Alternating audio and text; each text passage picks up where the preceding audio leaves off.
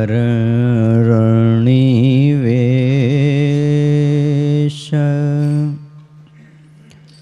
રમણીય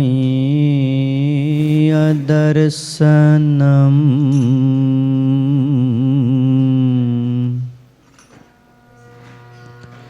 મંદહાસરુચિરા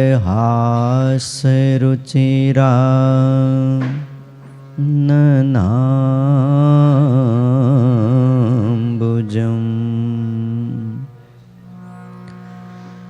પૂજિતમ સુરનરોત્તમિર્મુદા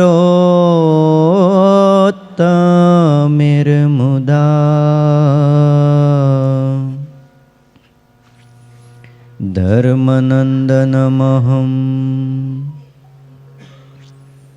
વિચિંતયે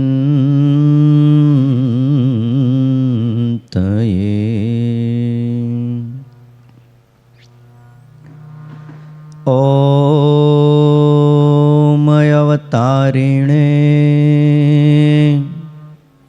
શ્રી સ્વામિનારાયણાય નમો નમઃ. શ્રી હરિ કૃષ્ણાય ઘનશ્યામાય નમો નમઃ. એકાકી વનવાસીને કઠિન તપકારિણે શ્રી નીલકંઠવર્ણિન્દ્રાય નમો નમઃ. પરાત્પરાય પુણ્યશ્રવણ કીર્તનાય શ્રી સહજાનંદ સ્વામીને શ્રી નારાયણ મુનયે નમો નમઃ.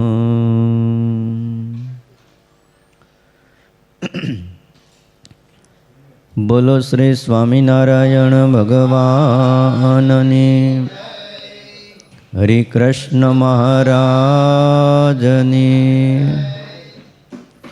લક્ષ્મીનારાયણ દેવની, ગોપીનાથજી મહારાજની, રાધારમણ દેવની, સિદ્ધેશ્વર મહાદેવની, વિઘ્ન વિનાયક દેવની, કષ્ટભંજન દેવની જય.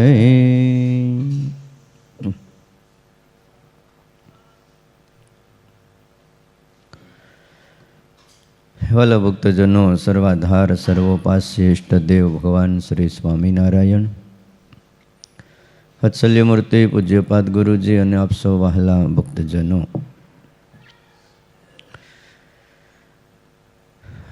આજે તારીખ 27/12/2023 બુધવાર છે. ધનુર્માસ ચાલે છે. શિક્ષાપત્રી ભાષ્યની કથા સાંભળીએ છીએ. શ્લોક 67મો આવ્યા છીએ. એક એક આજ્ઞાઓ મારા ને તમારા કલ્યાણ માટેની છે. બ્રહ્માંડ રચાણા પછી પુરુષોત્તમ નારાયણે પોતાના હાથમાં કલમ લઈને શાસ્ત્ર લખ્યું હોય ને તો એ શિક્ષાપત્રી છે.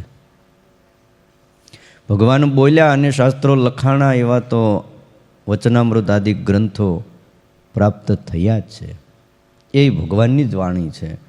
પણ હાથમાં કલમ ઉપાડી અને આશ્રિતોના આલોક અને પરલોકના બંને કાર્યોને સિદ્ધ કરવા જો કોઈ નાની અમથી પત્રી આપી હોય ને તો એને કહેવાય છે શિક્ષાપત્રી.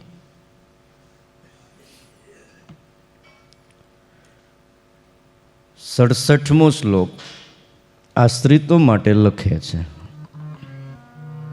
અન્ન વસ્ત્રાદિભિઃ સર્વે સ્વકીયા પરિચારકા સંભાવનીયા સતતમ યથા યોગ્ય યથા ધનમ. અમારા આશ્રિત હોય એમણે પોતાના જે સેવકો હોય, પોષ્ય વર્ગ હોય, એની પોતાના સામર્થ્ય પ્રમાણે અન્ન વસ્ત્રાદિકે કરીને યથાયોગ્ય સંભાવના કરવી. સંભાવના કરવી અર્થાત સંભાળ રાખવી. આ આજ્ઞા પણ સત્સંગીને કરી. બોલો, પોષ્ય વર્ગ એટલે પત્ની છે, દીકરા છે, દીકરી છે, મા બાપ છે. આ બધા શું કહેવાય? પોષ્ય વર્ગ કહેવાય છે. પોતાના સામર્થ્ય પ્રમાણે એને અન્ન વસ્ત્ર આદિ કે કરીને સંભાળ રાખવી. બોલો, આજે સમય ત્યાં પહોંચ્યો છે કે વ્યક્તિ પોતાનું જોવે છે. ત્યારે આજથી 200 વર્ષ પહેલાં સ્વામિનારાયણ ભગવાને આ આજ્ઞા આશ્રિતોને કરી. ગમે એટલો ત્યાગ હોય, ગમે એટલો વૈરાગ હોય, ને ગમે એટલી ઊંચી સમજણ હોય, ને અક્ષરધામમાં જવું છે, આ લોકે ખોટો છે ને સંબંધી ખોટા છે, બધુંય ખોટું છે, પણ આ બધું કરવું, રૂપિયા ખોટા છે તોય વ્યવહાર સાચો નથી હાલતો. રૂપિયા ખોટા છે, વયા જાય તો દુઃખ નથી લાગતું, દુઃખ તો સાચું લાગે છે. આ બધુંય ખોટું હોવા છતાંય આશ્રિતોએ વિવેક તો રાખવો જ પાછો. આ વિવેક કહેવાય છે.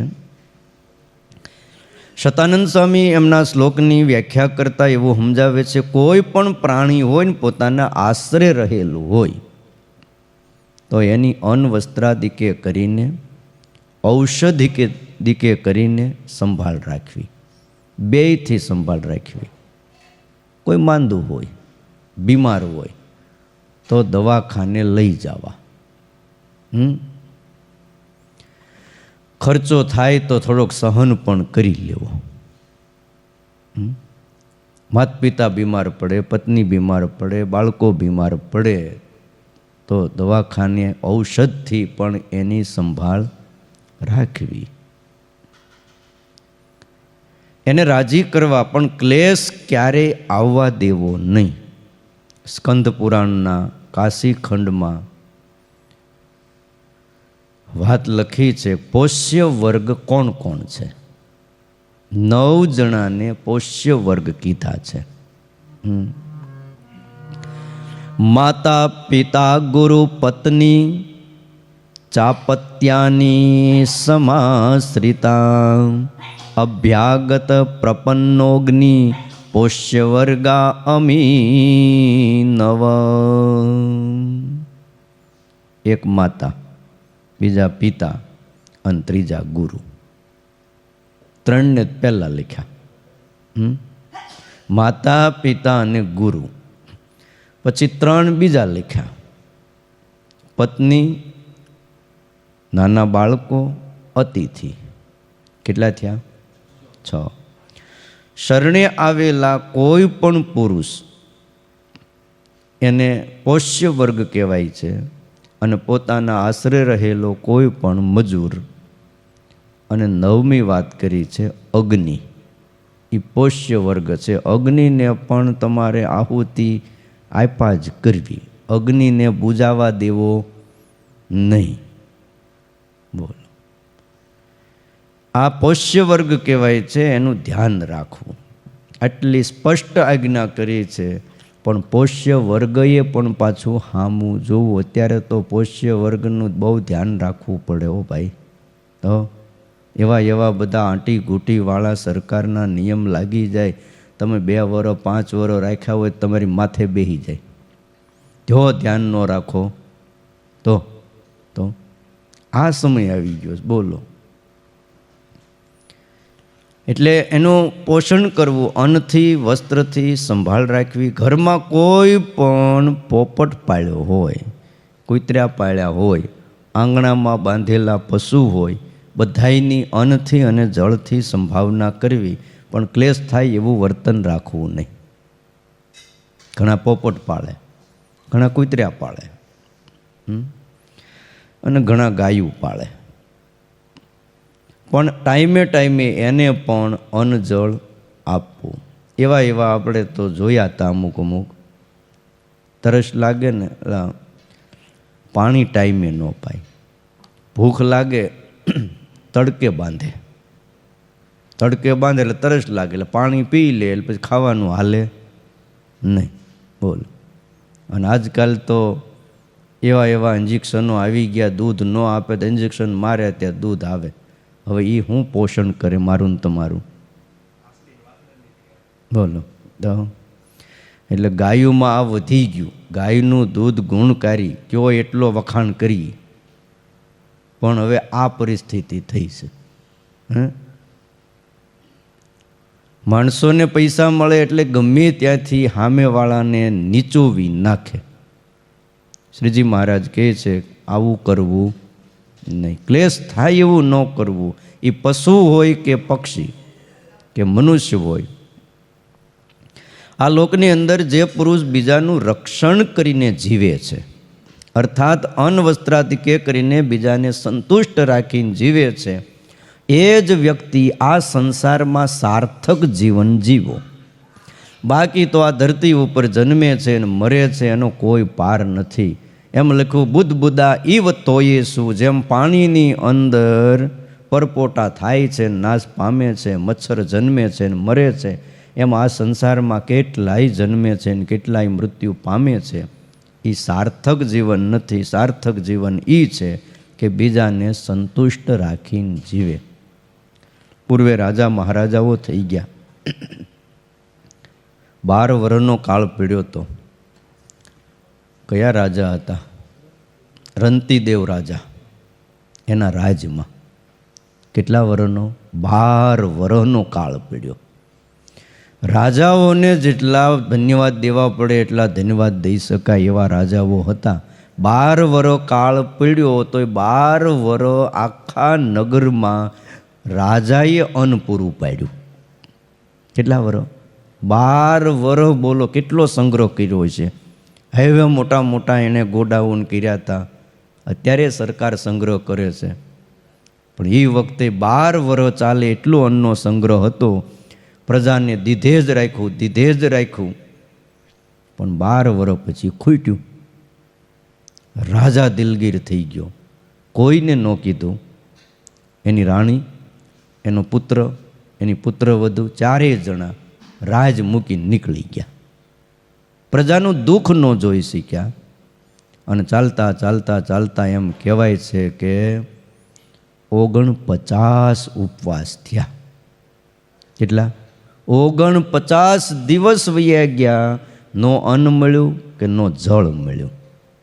અને 50મા દિવસે કાંઈક થોડુંક અન્ન ક્યાંકથી કોઈ ભિક્ષામાં રાજાને આપ્યું, મળ્યું. લઈને એના 4 ભાગ કર્યા. જો પોષ્ય વર્ગનું પોષણ એટલે મળ્યું રાજાને અન્ન, કોઈ આપ્યું થોડું, પણ એણે તરત 4 ભાગ કરી નાખ્યા. 1 ભાગ રાણીનો, 1 રાજકુંવરનો અને 1 પુત્ર વધુનો. 4 ભાગ કરી પોતે હાવ ઓછો લીધો અને જમવાની તૈયારી કરી. થોડુંક પાણી પણ 1 માટલીમાં મળ્યું. એ જ્યાં તૈયારી કરી ત્યાં 1 ભિક્ષુક આવ્યો, હાથમાં લાકડી, વૃદ્ધ શરીર. ભૂખ્યો છું મા બાપ, ભૂખ્યો છું, મને અન્ન આપો, અન્ન આપો. એટલે રાજા ઊભા થઈ ગયા. કેળના પત્રમાં એ અન્ન ભાત કે મળ્યા હતા એ લઈને ઊભા થઈ ગયા. લઈને ભિક્ષુકને બહુ પ્રસન્ન વદને આપી દીધું. કેટલામાં ઉપવાસે? 49 ઉપવાસને અંતે, એટલે 50મો દિવસ ચાલુ થયો છે. આપણે કેમ કરીએ? એકાદશીનો ઉપવાસ હોય ને, પારણા હોય ને, કોઈક આવીને ઊભો રહ્યો તો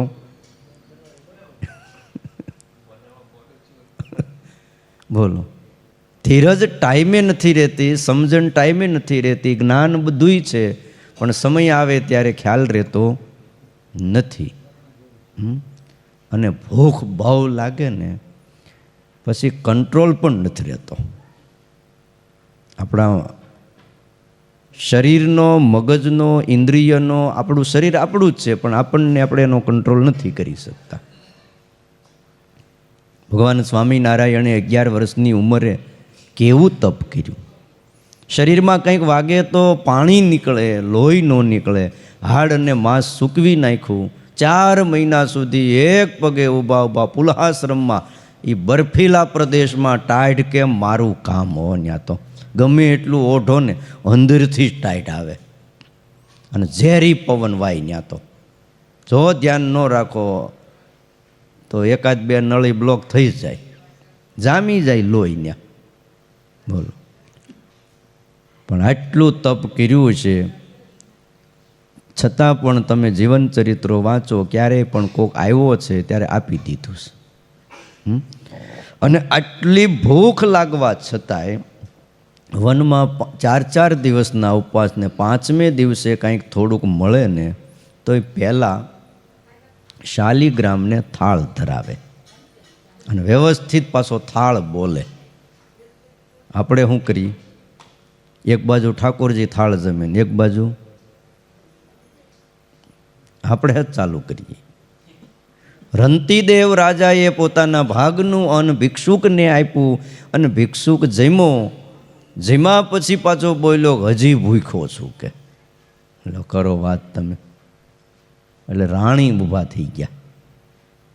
એણે પોતાના ભાગનું અન્ન ભિક્ષુકને આપી દીધું. ભિક્ષુક જમ્યો. રાજા અને રાણી બેય ભૂખ્યા રહ્યા. મનમાં થયું કાંઈ વાંધો નહીં, પાણી છે ને પાણી પીને તૃષા બુઝાવી દઈશું. આ સતયુગની વાતો છે કે જેથી લાખ વર્ષ જીવતા હતા. ભિક્ષુક રાણીના ભાગનું અન્ન જમ્યા પછી પાછો બોલ્યો હજી ભૂખ્યો છું. હવે હું એમ કહું એને પાણી પી લેવું જોઈએ. શું કહેવું તમારું? સામે બિચારા ઓલા ટળવળે છે, એ ભૂખ્યા છે. ભિક્ષુકને તો એટલી ખબર પડવી જોઈએ ને પણ એને ન પડી કે હજી ભૂખ્યો છું. કહેવાય છે કે મીઠા ઝાડના મૂળિયા પછી બહુ ખોદાય નહીં. રાજકુંવરે પોતાના ભાગનું અન્ન એને આપી દીધું. તોય બોલ્યો કે હજી ભૂખ્યો છું. કુંવરીએ આપી દીધું. પછી શું વધ્યું? થયું કે 4 જણા પાણી પી લેવું. તો મને પાણી પાવ કે તે પાણી આપ્યું. માટલું એક પાણી મળ્યું હતું. તે પાણી તો પીધું પણ થોડુંક પીધું અને બીજું બધું પાણી ઢોળી નાખ્યું. લ્યો, શું કર્યું? લાત મારીને ઢોળી નાખ્યું. હવે તમે વિચાર કરો, આવું દ્રશ્ય આપણે જોઈએ. એક તો જમાડ્યો, પાણી પાયું. ભાઈ પીવો એટલું 1 લોટો 2 લોટો પી લે, પણ વધ્યું છે માટલામાં પાણી, એ તો રહેવા દે. આજ પાણી ક્યાંય મળતું નથી અને માંડ મળ્યું છે. લાત મારીને માટલું ફોડ નાખ્યું. તોય રાજા અને રાણીને 4 જણા પ્રસન્ન વદને જેવી હરિની ઈચ્છા. કાંઈ ન બોલ્યા અને મોઢું હસતું રાખ્યું. ત્યાં તો પ્રગટ થઈ ગયા. ધર્મદેવ આવ્યા હતા કસોટી લેવા. ઠાકોરજીને થયું કે હવે હદ થઈ ગઈ છે એમ. માગો માગો શું જોઈ શીખે. અને તે દી રંતીદેવ રાજાએ એવું માગ્યું કે અમને ભલે ગમે એટલું દુઃખ આવે, અમારી પ્રજા દુઃખી ન થાય ને એવું આપો. પ્રજાને જે દુઃખ આવવાનું હોય એ દુઃખ ભલે અમને આવે પણ અમારી પ્રજા સુખી થાય. આજ આવો રાજા ગોતવા ક્યાં જાવો મને કયો? પ્રજા સુખી થાય. પ્રજા એટલે એની પ્રજા સુખી થાય. અત્યારે તો એવું છે. આ પ્રજા નહીં, એના છોકરા, એના સંબંધી. ઓહો, એક વાર આપણે જોઈએ છીએ કે આ રાજ્યના ક્ષેત્રોમાં કોઈ પણ વ્યક્તિ આવી જાય છે ને મંત્રી કે ધારાસભ્ય બની જાય છે. બોલો, પછી આખી પેઢી એની હાથ પેઢી ખૂટે નહીં એટલું કરી લે છે કે નથી કરી લેતા? બધાને ખબર છે. તો સગા સંબંધીને બધીએ જમીનું લેવરાવી દે. બોલો, બધીએ થઈ જાય. અને આપણે મહેનત કરીને એક પ્લોટ લીધો હોય તો દસ્તાવેજ કરતાં દમ આવી જાય અને એને પોપડા ને પોપડા મોટા મોટા દસ્તાવેજ થઈ જાય. બોલો, કેમ થતું છે? અને આપણે જાઓ આ નથી, આમ નથી, પ્લાન બરાબર નથી, ઓલું નથી. ભાઈ બધું છે. કેટલા રૂપિયા જોઈશ કયો ને?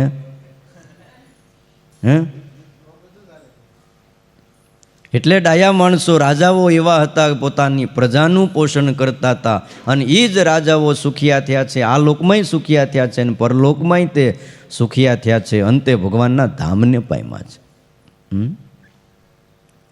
રાજાઓ એવા હોવા જોઈએ. રઘુ રાજા કેવા હતા બોલો?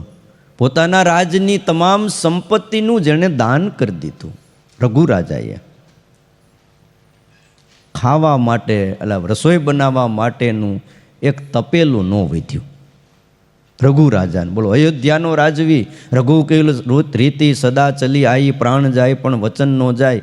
એ રાજવી રઘુ રાજા અને બધું જ દાનમાં દઈ અને એકવાર માટીના વાસણમાં બોલો ખીચડી બનાવતા હતા. રાણી અને રાજા બેઠા હતા. ત્યારે ઋષિકુમાર 12 વર્ષ વિદ્યા ભણ્યા પછી એણે ગુરુને કીધું, ગુરુ કંઈક માગો, દક્ષિણા આપું. ગુરુ કે તું અહીંયા ભણ્યો, મેં તને વિદ્યા ભણાવી, તે મારી બહુ સેવા કરી, મારે કાંઈ જોતું નથી, બ્રાહ્મણના દીકરા પાસે હું લેવું કે, માટે જા ધર્મમાં રહેજે, નીતિમાં રહેજે અને તને જે વિદ્યા આપી છે એનો સન્માર્ગે ઉપયોગ કરજે, બીજાને વિદ્યા આપજે. તો નહીં ગુરુ, મારે તમને કંઈક દક્ષિણા દેવી છે, કંઈક માગો. તને કીધું નહીં મારે દક્ષિણા કાંઈ જોતી નથી. ત્રીજી વાર કીધું કંઈક દક્ષિણા માગું. અને પછી ગુરુએ કીધું તો એમ કર, 1 કરોડ કે 12 કરોડ કંઈક માગી, સોના મોર લેતો આવી જા. અત્યારે કીધું હોય તોય ન થાય. 12-13 કરોડ સોના મોર માગી લેતો આવી જા. તને 10-12 વર્ષ ભણાવ્યો ને 1 વર્ષની 1 કરોડ 12 લેતો આવી જા. અતિ આગ્રહ હારો નહીં. ડાયા માણે સમજી જાવ, ના પાડે જ ભાઈ નથી દક્ષિણા જોતી, પછી શું કરાય? પગે લાગીને નીકળી જવાય પછી. અને છતાંય એમ કંઈક દેવું હોય કંઈક આશ્રમમાં કંઈક મહિને મૂકી જવાય ગુપ્ત રીતે. અને બહુ એવું હોય ગલ્લા પેટીમાં નાખી દેવાય.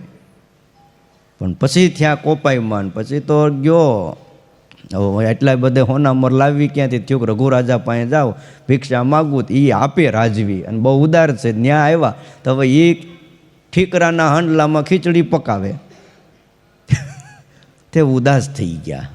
તે રઘુ રાજાએ કીધું મારે ત્યાં બ્રાહ્મણનો દીકરો આવે, ઋષિકુમાર આવે ને ખાલી હાથે જાય એવું હજી સુધી બન્યું નથી. અને આવ્યો હોય તો એમનેમ તો આવ્યો જ ન હોય, કાંઈક અપેક્ષા હોય. બોલો, તે કોઈ વાત આવી છે? ગુરુ કોપાયમાન થઈ ગયા. મેં આગ્રહ બહુ કર્યો, મને ના પાડી, દક્ષિણા નથી જોતી, તોય વાહે લાગ્યો મને કે લેતો હેલ્યા એટલી સોના મોર. તે કે એમાં મુંજાઈ હું ગયો, રાત રોકા, કાલ તારે વ્યવસ્થા કરી દઉં કે. પણ તમે અહીંયા હાંડલામાં ખીચડી પકાવો છો, ઘરમાં એક સારું વાસણ નથી તાંબા પિત્તળનું, તિજોરીઓ ખાલી કરીને યજ્ઞો કર્યા હતા, બધું દાનમાં દઈ દીધું. બોલો, ઘરેણાં, વસ્ત્ર, હીરા મોતી, ચાંદી, રોકડ, નાણું બધું દઈ દીધું. રસોઈ બનાવવાના પાત્રય ન વધવા દીધા. તમે શું દેશો? તો તારે એ ક્યાં ચિંતા કરવાની, તું અહીં રોકા. એના મંત્રીને કીધું સૈનિકોને કે આપણા તિજોરીમાં કંઈ છે? તો કાંઈ છે નહીં મહારાજ. તો એમ કરો, કીધું કે આપણનો ટેક્સ કુબેર છે ને, કુબેર ભંડારી, એ આપણને કર નથી ભરતો અને ટેક્સ એને ભરવો પડે, જીએસટી લાગી જ જાય. કીધું મારો રથ તૈયાર કરો, આપણે આવતીકાલે કુબેર ઉપર ચડાઈ કરવાની છે. બોલો, અને રથ તૈયાર કર્યો. સવારે યુદ્ધ કરવા જવાનું હતું. કુબેરના સેવકોએ કીધું કે મહારાજ રઘુ રાજા યુદ્ધ કરવા આવશે. ત્યાં કુબેરે આજ્ઞા કરી, તિજોરી ભરી દો એની.